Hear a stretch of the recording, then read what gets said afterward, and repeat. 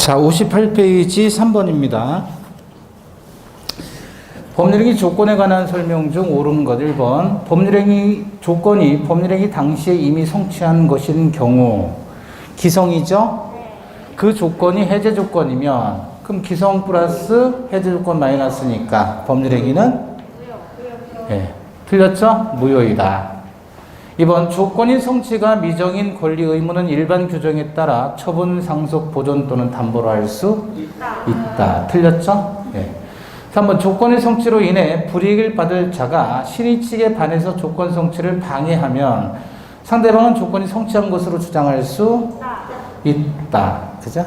틀렸고 4번 해제 조건부 법률행위의 경우 조건이 이미 불성취로 확정될 때 마이너스니까 그 법률행위는 조건 없는 법률행위다. 무효가 아니라. 5번 법률행위 조건이 붙어있는지 여부에 대한 증명 책임은 조건의 존재를 주장하는 자에게 있다. 맞죠? 4번입니다. 조건과 기한. 1번 건축 허가를 받지 못한 때에는 토지 매매 계약을 무효로 하기로 한 약정은 해제 조건부 법률행위에 해당한다. 맞아요?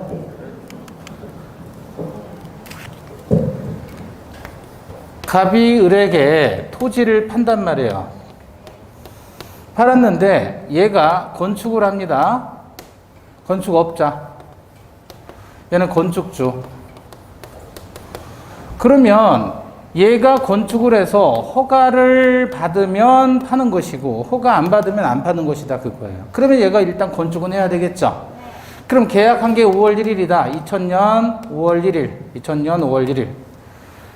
그리고 허가 받는 게 2001년 5월 1일이다. 이렇게 1년 정도 공사를 해가지고 건축하기로 한 거예요. 그럼 얘는 권리를 가지고 공사를 하는 거예요? 권리 없이 공사를 하는 거예요? 권리를 갖고 해야 될 거 아니에요. 아무 권리도 없이 공사만 했다가 허가 안 나오면 다 얘 책임인데. 그렇잖아요? 권리 의무가 있다고 가정하고 공사를 진행하는 게 맞으니까 일단은 권리 의무가 있다가 없는 것으로 봐야 되겠다. 안 그러면 얘가 괜히 생돈 들이고 공사를 하냔 말이에요. 그죠? 그래서 해제 조건부 법률행위에 해당합니다. 2번 정지 조건부 매매 계약의 기한 토지 소유권 이전 청구권을 보존하기 위한 가등기는 허용되지 않는다. 그래요? 허용됩니다. 왜냐하면 장래에 발생할 권리를 보존하기 위해서 하는 게 가등기잖아요. 물권적 청구권을 행사하기 위한 가등기는 인정되지 않지만 요거는 가능하다. 허용됩니다. 3번 명예훼손하지 않을 것을 조건으로 한 증여계약은 유효하다. 그래요? 명예훼손하는 것을 명예훼손 행위를 하는 것은 범죄행위죠. 그 범죄행위 하지 않을 것을 조건으로 한 증여계약이라면 사회질서에 위반되잖아요. 틀렸습니다. 무효. 우리 집 개가 죽으면 개집을 당신에게 주겠다고 한 것은 정지 조건부 증여의 의사표시다. 그래요? 아니에요. 아니에요? 정지 조건 아니에요?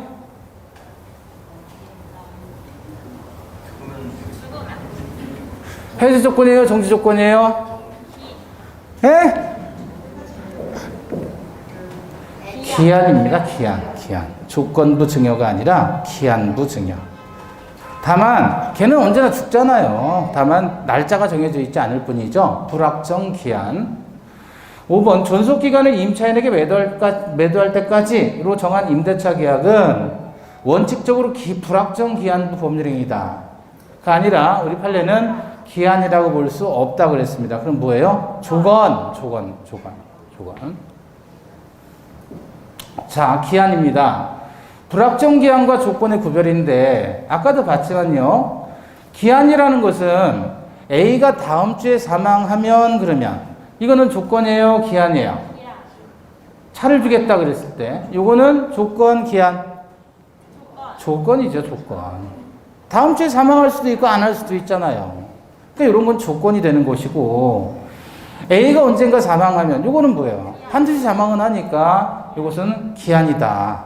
다만 날짜가 정해져 있지 않으니까 불확정 기한이라고 하는 거고 아까 우리가 12월 25일이 되면 자동차를 증여하겠다 그러면 이거는 뭐예요? 정해졌잖아요. 날짜가. 확정 기한이다 이렇게 얘기를 하는 것이고 불확정 기한과 확정 기한. 얘네는 기한이니까 장래 그 사실이 반드시 발생을 하는 거예요. 이해되시죠? 근데 얘는 발생할 수도 있고 안 할 수도 있을 때 우린 조건이다. 그러면 조건 확정 기한은 조건하고 확실히 다른데 요게 이제 구별이 대상이 되는 거예요. 불확정 기한하고 조건은 뭐가 다르냐? 뭐가 달라요? 확실하고 확실치 않고. 다만 얘는 날짜가 정해져 있지 않다. 그게 차이점인 거예요. 결국 이 조건과 불확정 기한의 구별은 뭘 가지고 구별을 하냐면 당사자의 의사가 무엇인가를 가지고 판단을 해주는 겁니다. 그래서 당사자의 의사가 확실하다면 그런 불확정 기한이고 확실치 않다면 조건으로 이해를 한다. 자, 사실 발생하지 않으면 채무 이행하지 않겠다. 이것은 뭐죠? 조건이죠. 그런데 사실이 발생하든 안 하든 무조건 채무는 이행해야 된다. 이러면 뭐예요, 이건? 기한이다. 그래서 제가 뭐라고 했죠? 예를 들어서 등산할 때 똥 싸지 않으면 산에 안 가는 거예요. 똥 싸지 않으면 산에 못 갑니다.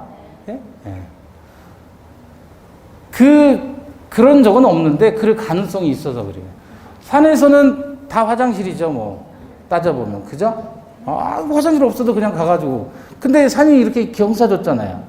잘못하다가 일 보고 자빠지면 어떻게 해요? 그거는 방지를 해야 되겠다. 그래서 똥 싸지 않으면 산에 안 가는 거예요.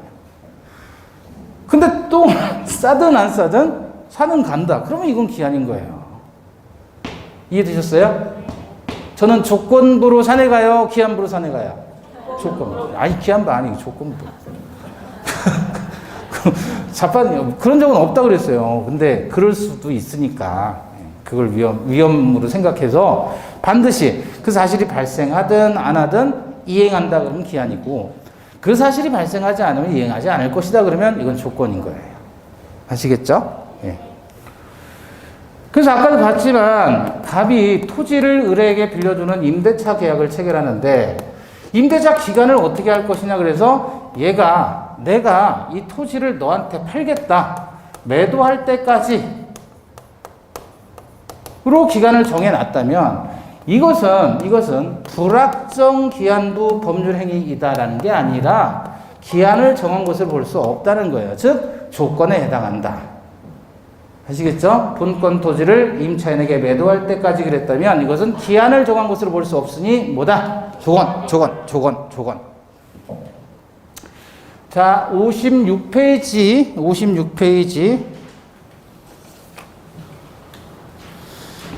탐문제입니다. 조건기한에 관한 설명으로 틀린 것 1번.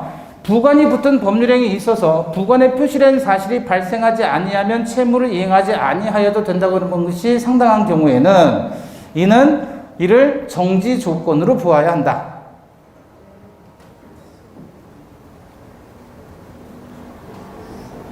맞아요? 똥 싸야 산에 간다니까 안 싸면 안 간다고요. 그러면 이건 정지 조건이잖아요. 똥 얘기를 해야 되겠어요. 2번. 정지 조건부 법률행위에서 조건이 성취되었다는 사실은 이에 의해서 권리를 취득하고자 하는 자에게 증명책임이 있다. 1등 했어요라는 사실은 아들이 증명책임이 있다. 맞죠? 3번. 매매계약에서 매도인에게 부과된 공과금을 매수인이 책임진다는 취지의 특약은 불법 조건에 해당합니까? 이건 사유질서 위반하고 상관이 없죠. 불법 조건 아닙니다. 4번. 기한은 채무자의 이익을 위한 것으로 추정한다. 기채추. 맞습니다. 5번. 불확정한 사실이 발생한 때를 이행기한으로 정했다면 그 사실이 발생함은 물론 불가능하게 된 때에도 기한은 도래한 것이죠. 자, 기한의 이익부입니다. 기한은 반드시 도래하는데 기한의 이익이란 그 기한이 도래하지 않음으로써 당사자가 받는 모든 형태의 이익을 우리는 기한의 이익이라고 하죠. 예컨대 갑과 을 사이에 을이 갑에게 1억 빌려준 채권자고 갑이 채무자다. 그러면 이제 소비대차 계약을 체결했으면 갑이 차주, 을이 대주. 돈을 빌려줬으니까, 대줬으니까. 이때 만약에 무이자 소비대차로 했다. 그러면 기한의 이익은 누구에게만 있어요? 소비차주 채무자에게만 기한의 이익이 있어요. 예를 들어 1년 거치하고 1년 만에 갚기로 했다 그러면 1년 동안은 값은 안 갚아도 되는 기한의 이익이 있지만 이런 아무런 기한의 이익이 없죠. 그런데 만약에 이자부 소비대차다 그러면 값도 기한의 이익이 있고 을도 기한의 이익이 있죠. 얘는 그 기간 동안 이자를 받는 이익이 있고 쟤는 갚을 때까지는 변제기까지는 돈을 안 갚아도 되는 기한의 이익이 있잖아요. 따라서 기한의 이익이 양쪽에게 있을 수도 있고 한쪽에게만 있을 수도 있는데 기한의 이익이 누구에게 있는지가 분명하지 아니할 경우에는 기한의 이익은 누구의 것으로? 채무자에게 있는 것으로 추정합니다. 그래서 기한의 이익은 채무자에게 있는 것으로 추정한다. 기채추 이렇게 암기. 이거를 본다 그러면 틀린다 그랬죠? 요런 비슷한 게 매매에서도 있어요. 동일 기한의 추정, 동기추. 이것도 본다 그러면 틀려요. 추정한다 그래야 되죠. 동기추.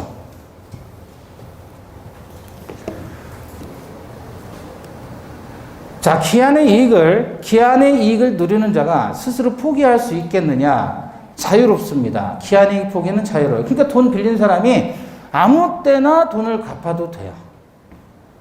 변제기가 1년 약정했는데 1년 약정하고 돈을 빌렸는데 1년이 안 되더라도 뭐 한 달 지난 다음에 돈을 갚아도 상관없는 거예요. 왜? 그건 갑이 기한의 이익을 포기하는 것이니까. 그래서 기한의 이익을 자기가 누리는 사람이 스스로 포기하는 건 자유입니다. 그러나 그로 인해서 상대방의 이익을 해야지 못하기 때문에 만약에 기한의 이익이 양쪽에게 있을 때에는 일방이 기한의 이익을 포기하지 못한다 그러면 틀려요. 왜냐하면 기한의 이익 포기는 자유인데 양쪽에게 기한의 이익이 있을 때에는 상대방이 이익을 해야지 못하므로 상대방이 입은 손해를 배상해 줘야 됩니다. 양쪽에게 기한의 이익이 있을 때 일방은 자기 마음대로 기한의 이익 포기하지 못한다 그러면 틀린 표현이에요. 포기는 자유지만 상대방의 이익을 해야지 못하니까 상대방이 입은 손해는 배상을 해야 되겠다. 기한의 이익이 포기되는 게 아니라 강제로 상실당하는 경우도 있어요. 어떤 경우? 채무자가 담보 제공하기로 했는데 담보 제공 의무를 이행치 않아요. 두 번째는 제공한 담보를 손상, 감소, 멸실시켜요. 세 번째는 채무자가 거짓했어요. 돈 못 갚는 상황이 됐어요. 그럼 기한이익 상실됩니다. 기한이익 상실되니까 어떻게 되죠? 기한이익 상실되면 즉시 변제를 청구할 수 있다. 채권자는. 즉시 변제를 청구할 수 있다. 자, 이상 기한의 이익과 관련된 내용입니다. 그럼 종합적으로 문제를 보겠습니다. 59페이지 5번입니다. 조건 기한에 관한 설명에서 1번 법정 조건도 법률행위 부관으로서 조건에 해당한다.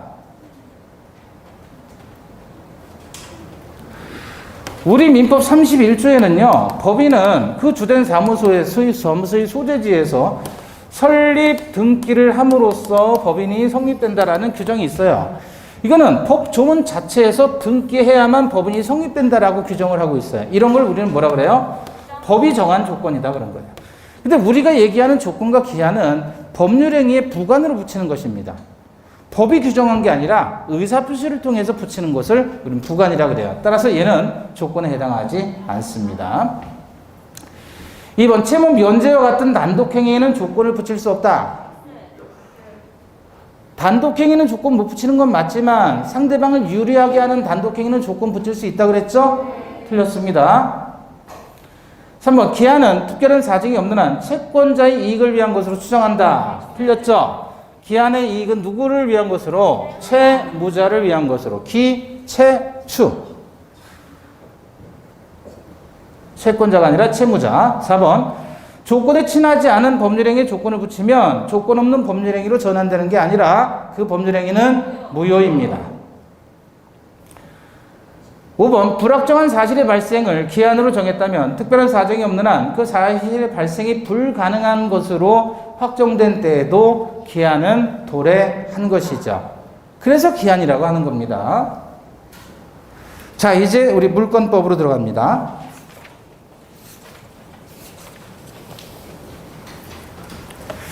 물권법은 여기 보시는 대로 총칙, 하고 각칙으로 나누어서 각칙에는 각종의 물권이 있죠. 그래서 용익물권 3가지, 지상지역 전세권, 담보물권 3가지, 유치질 저당권. 총칙에서는 물권 일반론과 물권 변동론이 나오게 되죠. 그래서 여기서 말하는 이 물권은 대표적으로 소유권을 넣어도 되고 지상권을 넣어도 되고 또 뭐야 유치권 넣어도 되고 저당권 넣어도 되는 거예요. 그래서 이 물건 전체의 공통적인 얘기, 그 다음에 물건이 변동하는 이야기를 하게 되는 게 물권법이죠. 그래서 총칙에서는 일반론하고 변동론 크게 두 가지로 나눠서 여기서 또 하나 만들려면 물건의 소멸 파트를 따로 뽑아서 뭐 혼동이라든지 소멸시효, 공용징수 등을 통해서 멸시를 통해서 물건을 소멸한다 그런 얘기가 나오게 되죠. 자, 물권법의 기초 이론입니다. 물권이란 특정한 사람이 특정한 물건에 대해서 어떻게 하죠? 배타적으로 지배하고 직접적으로 지배해서 이익을 얻는 절대권이다. 이렇게 정의할 수 있죠. 물권이란 뭐라고요? 특정인이 특정한 물건에 대해서 배타적, 직접적으로 지배해서 이익을 얻는 절대권. 그리고 배타라는 말은 배자가 무슨 배자예요? 예? 배자가 무슨 배자예요? 이거는 타인이란 뜻이잖아요. 배는 등지다, 밀어내다 그거예요. 타인은 빼버리는 거예요. 저리 가라고 밀어치는 거예요. 예? 밀어버리는 거. 그러니까 배타라는 말은 무슨 뜻이에요? 타인을 배제시킨다 그런 뜻이죠. 다시 말하면 독점한다라는 뜻이에요. 그 권리자만이 물건에 대한 권리를 독점하는 겁니다. 소유권이라면 사용식 처분은 독점해서 그 사람만 가지고 있다. 이걸 배타성이라고 하는 거예요. 그러기 위해서는 뭐가 필요합니까? 공시가 필요하죠. 아니 그게 시계가 갑이라는 사람 소유에 해당한다 그러면 갑만이 사용식 처분할 수 있는 거잖아요. 그럼 그거를 알아야 안 건드릴 거 아니냔 말이에요. 타인이.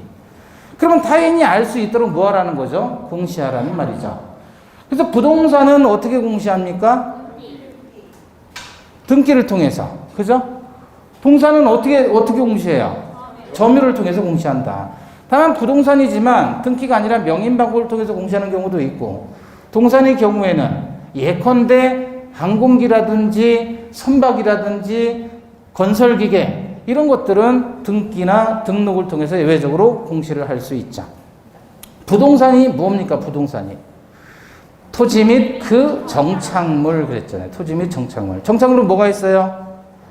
건물, 또 수목의 집단, 그 다음에 미분리 과실, 농작물. 그림으로 안 그려도 기억이 나시리라 믿습니다. 자, 그러면 공시 방법만 있다고 배타성이 실현되느냐? 아니에요. 이론적으로는 일물 일권주의가 갖추어져야 됩니다. 하나의 물건에 소유자가 한 사람이 있어야만 배타성이 실현되는 것이지 하나의 물건에 소유자가 여러 사람이 있다면 배타성이 실현될 수가 없잖아요. 그죠?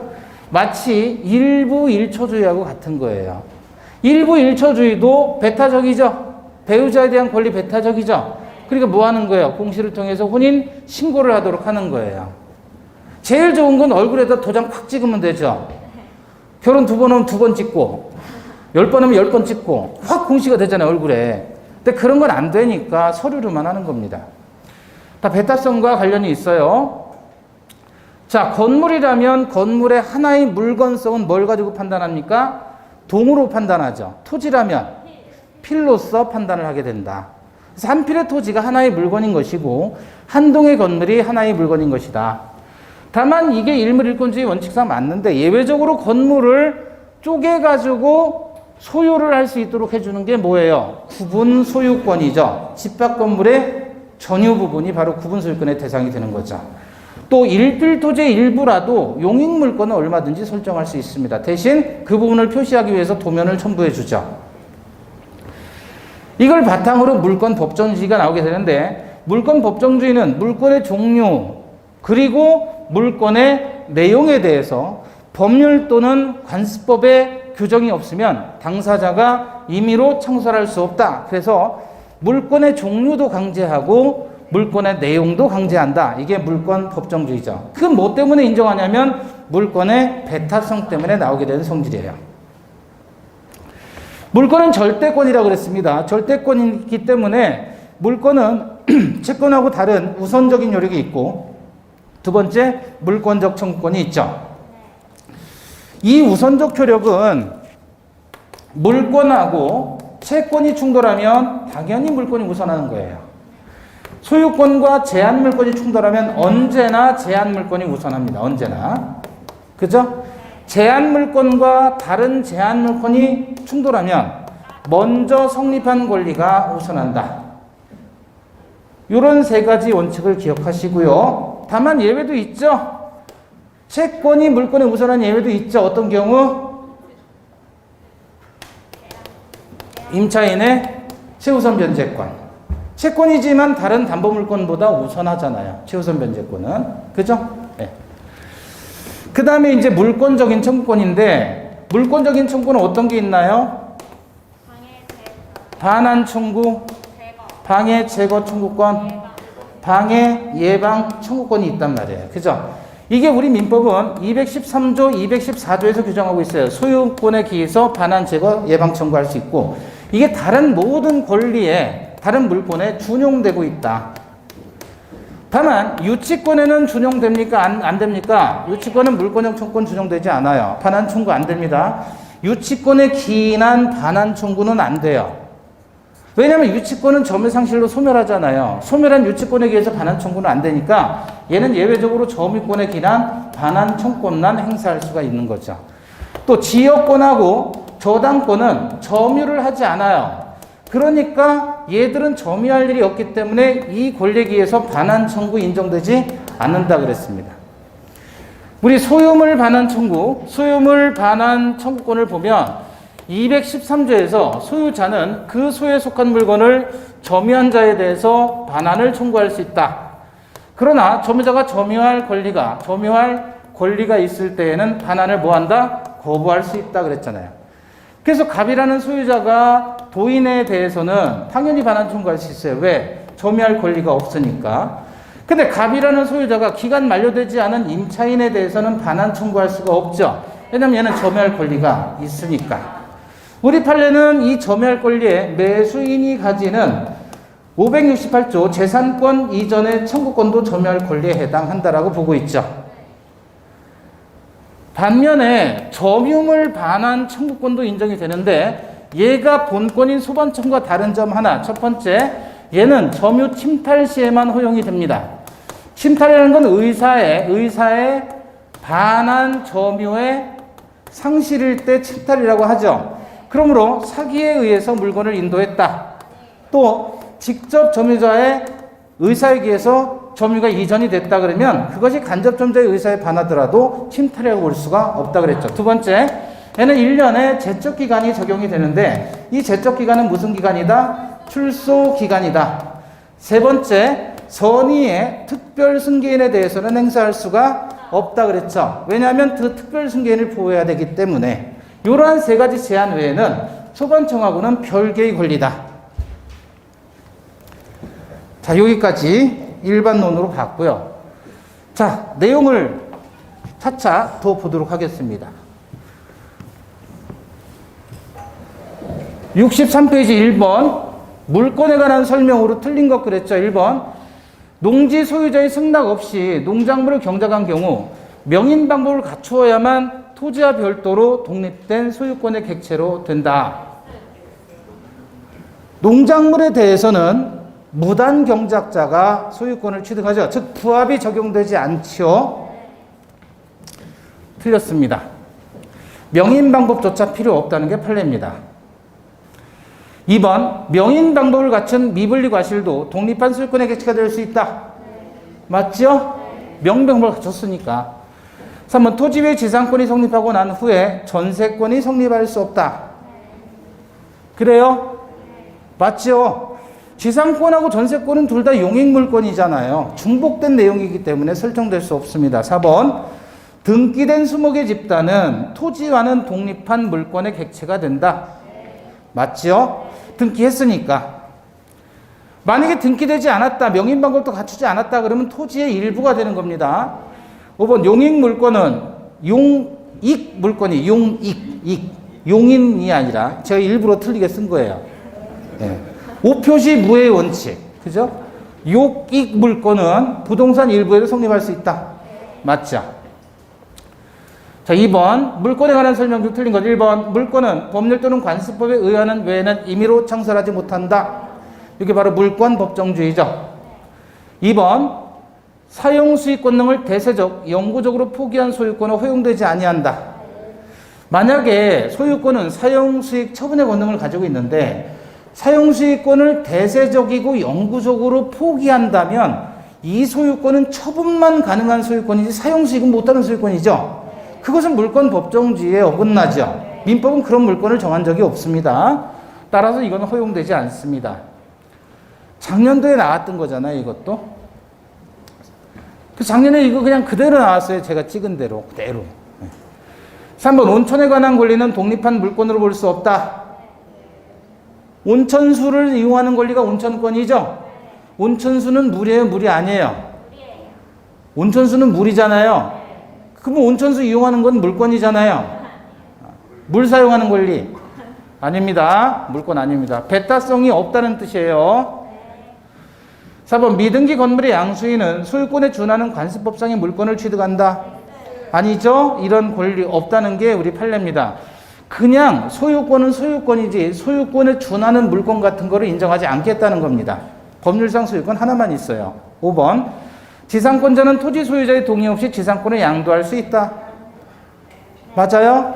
직접 지배하는 물권의 특성상 양도성 처분의 자유가 인정되는 거예요. 물권은 처분의 자유가 있다는 점에서 특징이 있어요. 채권은 처분의 자유가 인정되지 않습니다. 처분이 제한돼요. 채무자의 동의나 승낙이 있어야 된단 말이에요. 자, 3번입니다. 물권에 관한 설명으로 틀린 것 1번.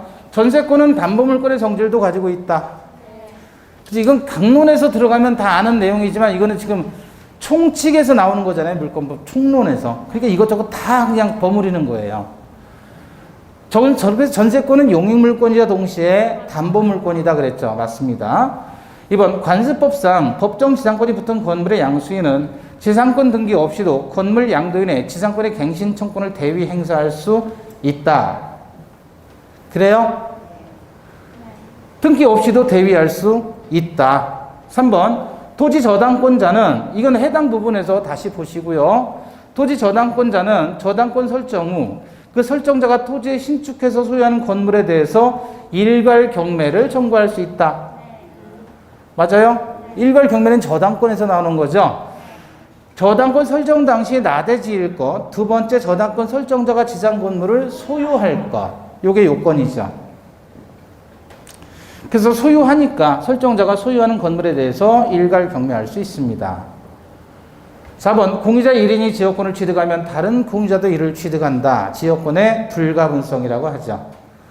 5번, 원고. 여기서 원고란 건 소송을 제기한 사람이죠.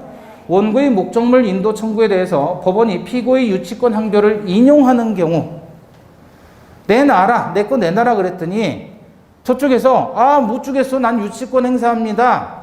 법원이 보니까 유치권 맞더란 말이야. 그래서 인정해 준 거예요. 그러면 무슨 판결한다? 원고 일부 승소 판결 내지는 상환이행 판결이라고 해야 되지요. 원고 패소가 아니라 일부 승소 내지는 상환이행 내지는 상환급부 판결입니다.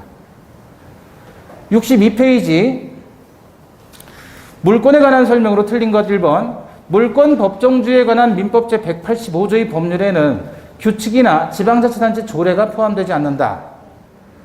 자, 별로 중요한 파트는 아닌데요.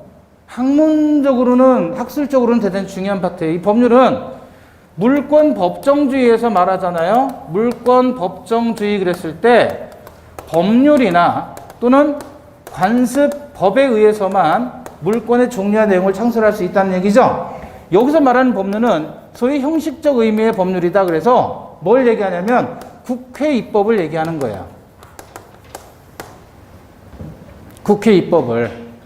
국회의원들이 국회에서 만든 것을 우리는 뭐라 그래요? 법률이라고 한단 말이에요. 대학 법 중에서 최고의 법을 뭐라 그러죠?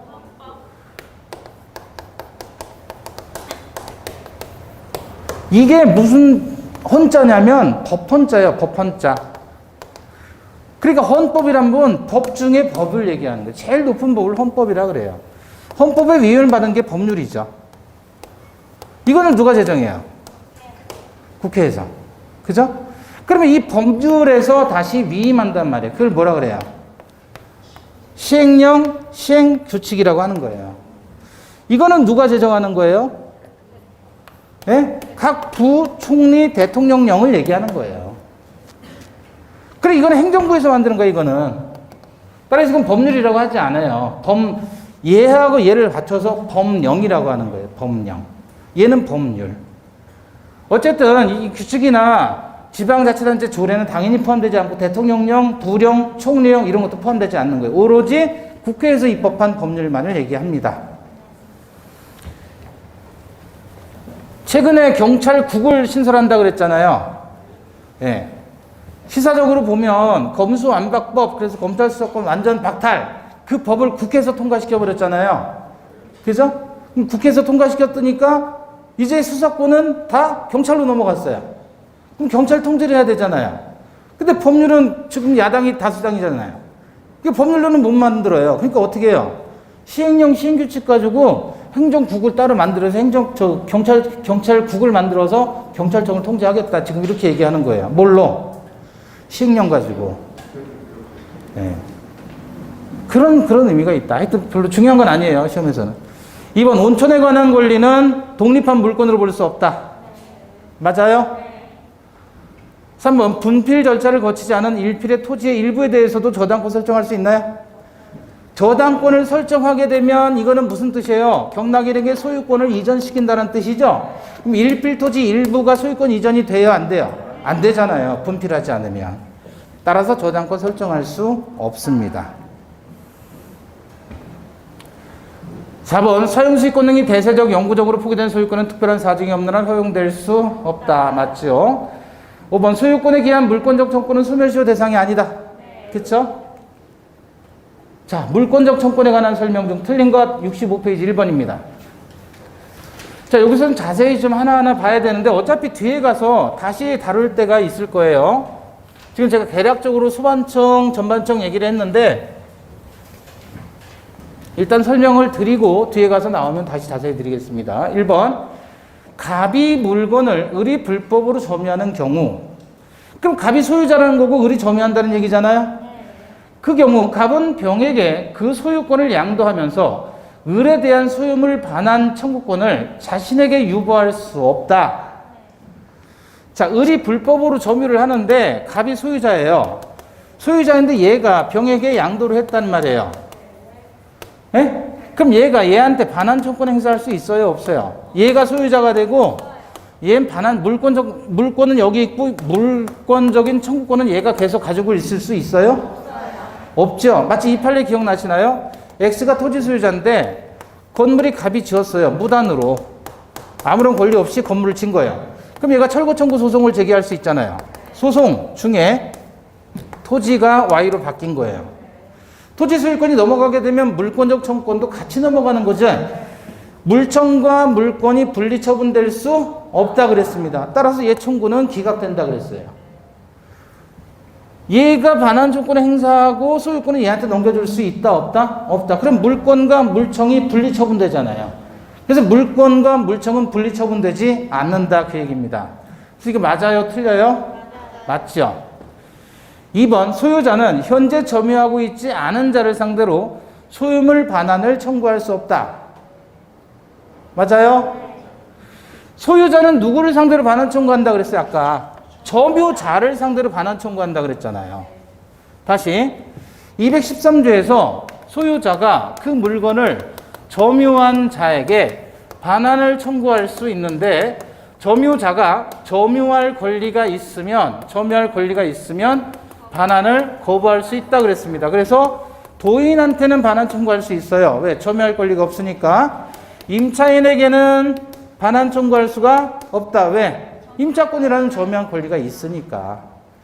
이디 점유자는 직접 점유자만 얘기합니까? 간접 점유자 포함합니까? 포함하는 거예요. 그러니까 점유하고 있지 않은 자를 상대로 반환 청구는 못하는 겁니다. 그럼 여기서 이 점유자에는 점유 보조자 포함되나요? 점유 보조자 포함되지 않나요? 점유 보조자에게 반환 청구할 수 있어요? 없어요? 보조자에게는 안 됩니다. 보조자에게. 얘는 점유자가 아니니까. 자, 3번. 상대방의 귀책 사유는 물권적 청구의 행사 요건이 아니다. 그래서 물권적 청구를 행사할 때는 상대방의 고의나 과실을 요하지 않는다 그래요. 이 점이 불법 행위에 기한 손해배상 청구권과 차이점이에요. 불법 행위는 가해자의 고의나 과실이 필요하죠. 근데 물권적 청구는 침해자의 고의나 과실은 필요하지 않다. 그 점이 차이점입니다. 맞아요? 네. 맞죠? 4번 소유권에 기한 물청은 소멸시효에 걸리지 않는다. 맞죠? 5번 소유자가 그 후에 소유권을 상실함으로써 이제 등기 말소 등을 청구할 수 없게 되었다면 등기 말소 등 의무자에 대해서 권리의 이행불능을 이유로 전부배상 청구를 갖는다. 소유자가 소유권 상실했지요? 상실했잖아요. 그럼 상실했으면 등기 말소 등의 의무자에 대해서 일리 이행불능을 청구할 수는 없겠죠. 소유권을 상실했으니까 소유자가 하는 것이지.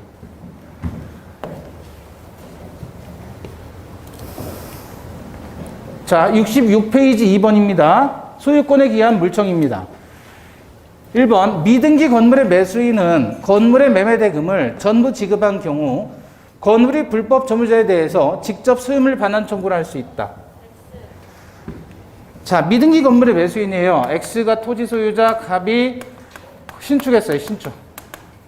근데 등기는 하지 않았어요. 그 상태에서 을이 갑의 건물을 샀습니다. 자, 그러면 이게 미등기 건물이죠? 얘가 매수인이죠? 미등기 건물의 매수인. 얘가 매매 대금을 전액 다 지급했고 여기 점유하고 있어요. 이때 을은 건물의 소유자이다, 아니다? 건물의 소유자. 건물의 소유자가 아닌 이유는 신축 건물의 소유권 취득은 등기를 요하지 않죠.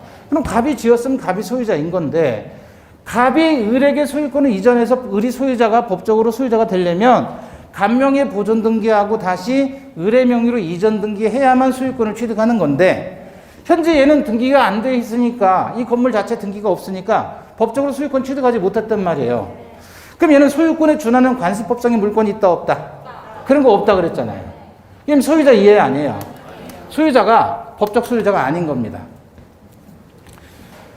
소유자가 아니니까 당연히 불법 점유자를 상대로 소유물 반환 청구를 할 수는 없죠.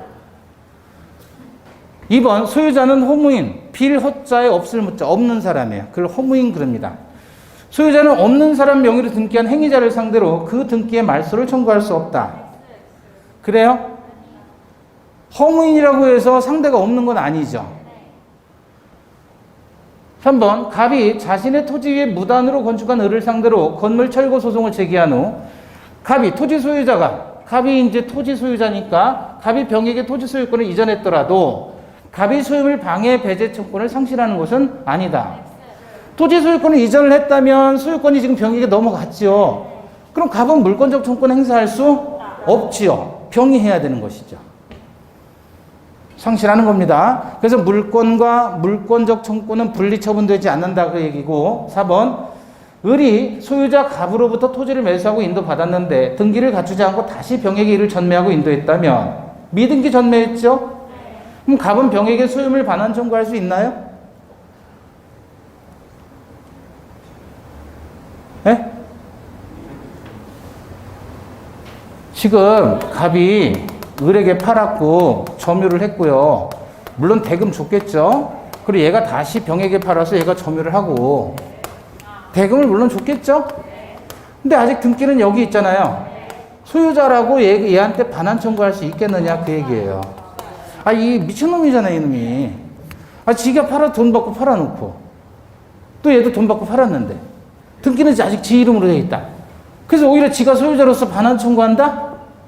그럼 우리 213조에서 소유자는 그 물건에 점유한 사람에 대해서 반환 청구할 수 있다 그랬잖아요. 아, 다 지웠네. 소유자가 점유자에게 반환 청구할 수 있다 그랬잖아요. 이때 점유자가 점유할 권리가 있다면 반환을 거부하는 거죠. 얘는 점유할 권리가 있다 없다? 있다. 뭐라고요 그게? 매수인이 가지는 568조 재산권 이전의 청구권도 점유할 권리에 해당한다 그랬잖아요. 당연히 얘한테도 반환 청구 안 되고 얘한테도 반환 청구 안 되는 겁니다. 점유할 권리가 있다 없다? 있다. 그게 매수인이 가지는 권리예요. 따라서 반환 청구할 수 있다 그러면 틀렸죠. 5번 갑소유 건물에 을명의 저당권 등기가 불법으로 경제된 후 병에게 저당권이 이전 등기가 되었다면 갑은 누구를 상대로 저당권 등기의 말소를 청구합니까?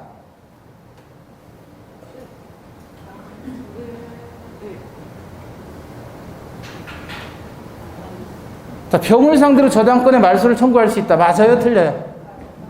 맞죠? 현재 치매 상태를 지배하고 있는 사람이에요. 자, 다시 보세요. 다시. 이걸 어렵게 생각하지 마시고, 여기가 어디예요? 지하철이에요. B가 도인이에요. 그래서 갑의 양복을 탁 찢어가지고 지갑을 훔쳤어요. 그걸 갑이 눈으로 본 거예요. 그리고 얘가 깜짝 놀래가지고 지금 문이 열리고 막 내리려고 하는 C라는 사람 가방 속에 쏙 넣었어요. 그것까지 봤어요. 자, 여러분이 A라면 누구 붙잡고 지갑 달라고 할 거예요? 네? 여기 CCTV도 없고, 참고로 얘 내리면 얘 찾을 수가 없어요. 얼굴도 못 봤어요. 누구 잡아야 돼요? 당연히 얘한테 달라고 해야지. 지갑 가지고 있는 사람에게 반환 청구라는 것이지, 지갑을 훔친 놈한테 반환 청구할 건 아니잖아요. 그쵸? 현재, 근데 얘는, 이 C라는 사람은 지갑을 지가 가지고 있는 것에 대해서 고의나 과실이 있어요, 없어요? 아무런 잘못이 없는데, 현재 가지고는 있잖아요. 그럼 그 사람을 상대로, 현재 그 A라는 사람 지갑, 소유권을 침해하는 자, 치매 상태를 지배하고 있는 자, 그 자가 반환 청구의 상대방이 되는 거예요. 원인을 제기한 자가 아니라, 불법 점유자가 아니라, 현재 치매 상태를 지배하고 있는 사람이 물권적 청구의 상대방이다. 그럼 여기서 누가 잘못했냐면, 을이 불법으로 등기했잖아요. 근데 지금 을이 현재 그 등기를 가지고 있는 게 아니라 그 저당권이 지금 누구에게? 예? 병에게 넘어갔단 말이에요, 병에게. 그럼 현재 저당권자로 등기되어 있는 사람은 누구? 얘는 잘못이 있어요, 없어요? 없어도 물권적 청구를 행사할 수 있다는 겁니다.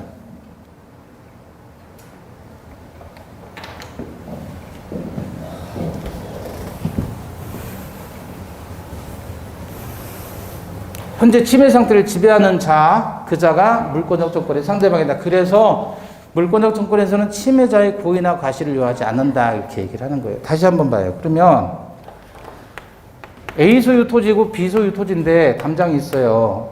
얘가 집 짓고 살고 있는데 얘가 지금 이거를 철거를 하면서 예?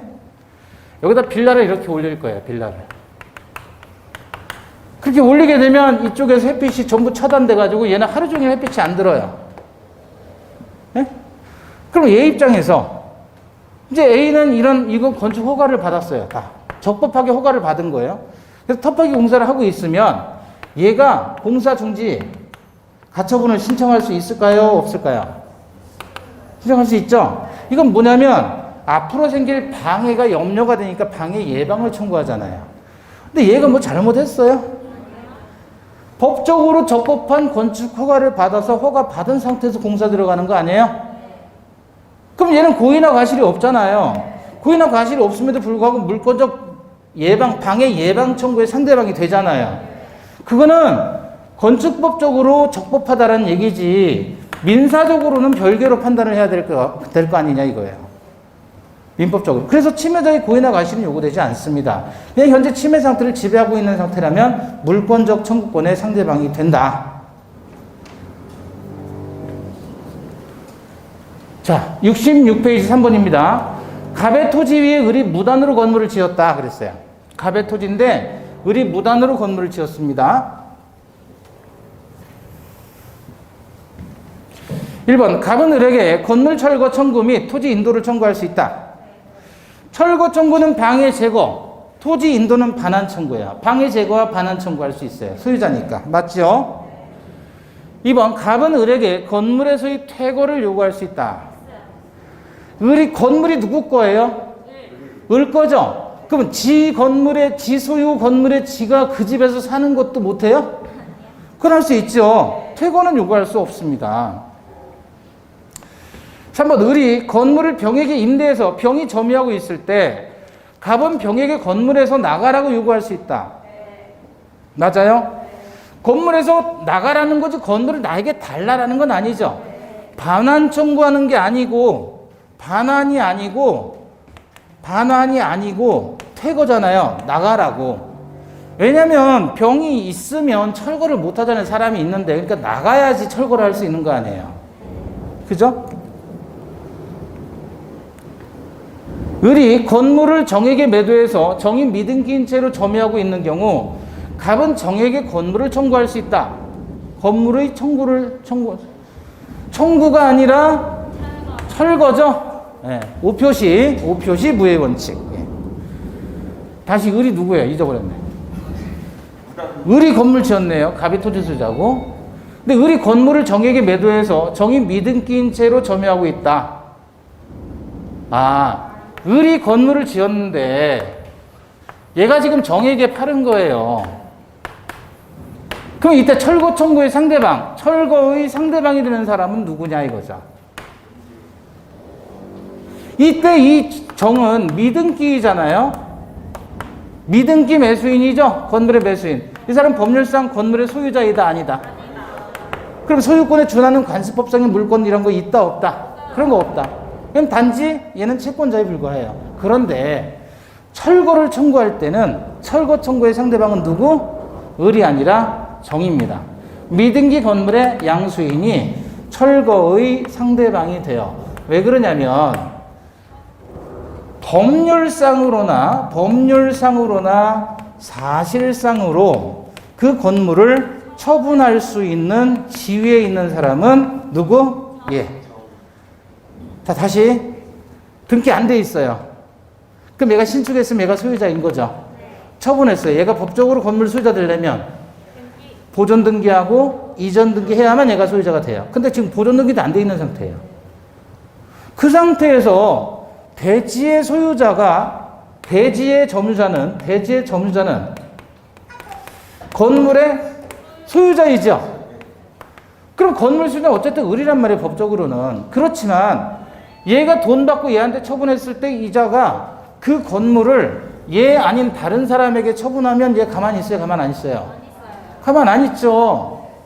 얘가 샀는데 근데 이자가 다른 사람에게 뭐에게 처분했다 그러면 얘는 가만히 있어요, 가만 안 있어요? 가만히 있어요. 직구를 지가 처분한 거잖아요.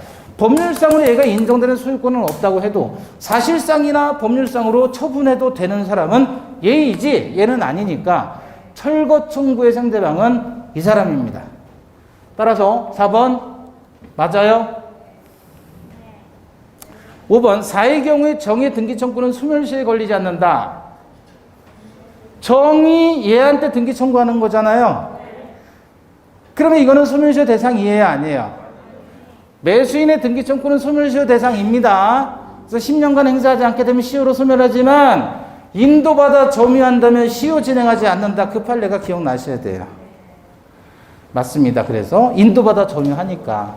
이건 물권적 청구는 아니라 뭐예요? 채권적 청구권이다. 거의 다 했어요. 요거 말고는 없을 거예요. 네. 자, 물권적 청구권에서 1번 매매를 원인으로 등기를 격려해 준 자는 불법 점유자에 대해서 소유권에 기한 물권적 청구권 행사하지 못한다. 소유권 상실했잖아요. 그래서 소유자 아니죠. 그 사람은 물권적 청구권 행사 못하죠. 분리처분 안 되니까. 2번 미등기 건물의 매수인은 건물의 불법 점유자에게 직접 소유물 반환 청구할 수 있다. 안 되죠. 미등기 건물의 매수인은 법적 소유자가 아니죠. 3번 물권적 방해 배제 청구의 요건으로 요구되는 방해는 개념상 손해와 구별됩니다. 방해와 손해는 구별되고요. 4번 진정한 등기 명의의 회복을 위한 이전 등기 청구의 법적 성질은 소유권에 기인한 방해 배제 청구입니다. 이거는 진정 명의 회복을 원인으로 한 소유권 이전 등기는 방해 배제 청구의 성질이고요. 이거 누구만 한다 그랬어요? 소유자만 할 수 있다 그랬어요. 진정 명의 회복. 5번 소유권에 기인한 방해 배제 청구는 방해 결과의 제거를 내용으로 하는 것이 되어서는 안 되며 현재 지속되고 있는 방해의 원인 제거하는 것을 내용으로 한다는 게 판례입니다. 결과 제거는 결국 손해배상으로 할 수 있는 거예요. 원인 제거. 문제가 좀 많이 남아가지고 거의 다 했어요. 마지막이에요. 4번 전반청입니다. 1번 을의 점유 보조자 갑은 원칙적으로 점유물 반환 청구권 행사할 수 없다. 그죠? 이 점유자만이 행사할 수 있는 거죠. 2번 을이 갑을 기망해서 갑으로부터 점유물을 인도받았다면 갑은 을에게 전반청 행사할 수 있다. 기망으로 인해서 인도받았다면 침탈이 아니니까 전반청 행사할 수 없죠. 3번 갑이 점유하는 물건을 을이 침탈한 경우 갑은 침탈당한 날로부터 몇 년? 1년 내에 반환 청구해야 되죠. 4번 직접 점유자 을이 간접 점유자 갑의 의사에 반해서 점유물을 병에게 인도했다면 침탈이다 아니다? 아니다. 따라서 갑은 병에게 점유물을 반환 청구할 수 없다. 5번 갑이 점유하는 물건을 을이 침탈한 후 을이 이를 선의의 병에게 임대했다. 그러면 선의의 특별 승계인이죠. 이 자에 대해서는 점유물 반환 청구할 수 없다. 그래서 오늘 여기까지 내용을 마치도록 하겠습니다. 예, 수고하셨습니다. 감사합니다.